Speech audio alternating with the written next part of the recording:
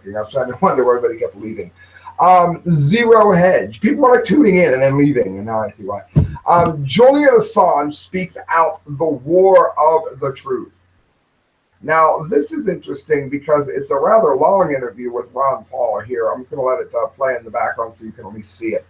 But one of the things he says here, listen to this, having blasted the Trump administration for their hypocritical flip-flop from loving WikiLeaks to the arrest Assange, they were calling it the arrest Assange, like a campaign, Ron Paul made his feelings very clear on what that signals. If we follow this president, and if we allow this president to declare war on those who tell the truth, we have only ourselves to blame. Today, he sits down with WikiLeaks founder Julian Assange for an interview. Now, let us remember that one of the things that was given to us, Julian Assange, was the fact that Hillary Clinton was a satanic spirit cooker, at least those around her were. We learned that she was taking copious amounts of money from Saudi Arabia in countries that actively destroy the lives of women, as we just read about. A lot of money from these kinds of groups. Now, does that mean Trump shouldn't go after him if he feels he broke the law? Well, if the law is immoral to start with, then what he did is actually good. I think it's a slippery slope because I'm mildly worried. I got the Trump behind me there. I'm very proud. But I'll be honest, friends, there are things about me, or things I should say about Trump that cause me great concern. There's more people coming in. Welcome aboard. I'm concerned about Syria. I didn't like the attack. Then again, it was a strike, not an attack. He didn't put boots on the ground. He didn't get us stranded in Syria for 5-10 years. He did a Reagan strike. For those of you alive at the time, Reagan, maybe you know what I mean. You were in, you were out. But again, I worry about some of the things that are addressed here. And when Ron Paul talks to Assange, it's really interesting. One of the things that are said. The CIA has been deeply humiliated as a result of ongoing publications. So this is a preemptive move by the CIA to try and discredit our publications and create a new category for WikiLeaks and other national security reporters to strip them of their First Amendment protections. And let me clarify what that means for those just tuning in here. What they're claiming is WikiLeaks exposed, let's say Hillary Clinton gets X $100,000 for speaking. They say, well, how did you get that information? It from Russia, or Julian Assange published it and it was stolen. Let's blame him. Let's blame Putin. All right, let's pretend Putin and Julian Assange worked together. No proof of it at all, but let's pretend they did. Why are we not talking about the fact that something very important was exposed? And we see this every single time we see some kind of a leak. We blame the leaker. Isn't that interesting? So what, if a cop catches a burglar, if the cop happens to be a really crappy person in real life, then we just let the burglar go, right? Well, because the cop wasn't a very good guy, so, we'll let the burglar loose. That's what we're seeing here. It makes no damn sense at all. It doesn't matter if Julian Assange is the worst man who ever lived. He's dating Pamela Anderson, according to rumors. I think she just visits him. Assange said in a preview clip from the interview below, today at 12 p.m. ET, Julian Assange joins me on the Liberty Report. Again, it's a 28-minute interview, so you're going to want to check it out. But I've given you the gist, the nuts and bolts of it, if you will, and you're going to want to watch it.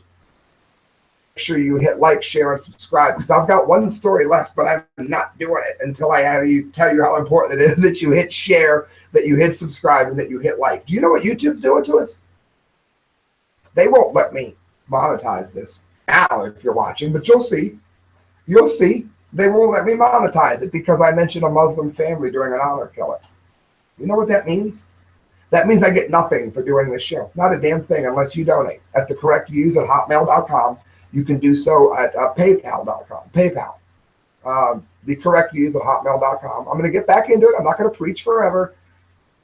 Please fund the show because you're the only people that do. I can't even. The iPhone is taped to the tripod right now to be as real as can be. Friends, that brings us to the dumbdee. of the day. What's that music? All right. Who is the idiot? The dumbdee of the day.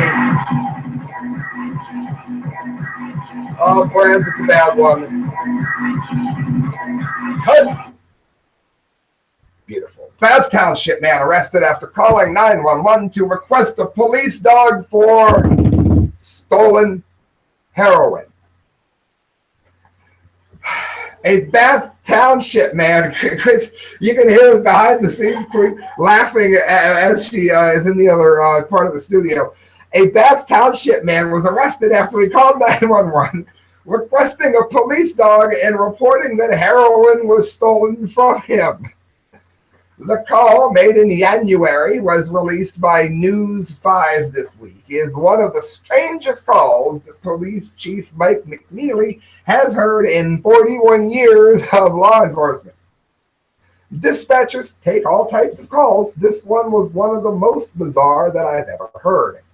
According to the 20-year-old Joseph Murray, dialed at 911 and said he needed a police dog.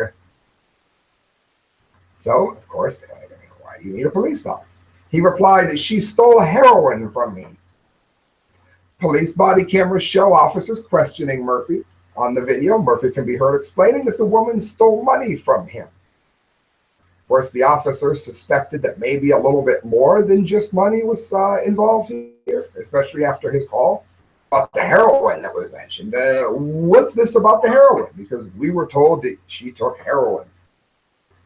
Murphy responded, I believe she, inaudible, she won't admit to me. A shorter time later, officers were surprised when Murphy pulled a brown, waxy substance from his pants, seeing the officers with the body camera. Now, friends, I'm in favor of the Fourth Amendment.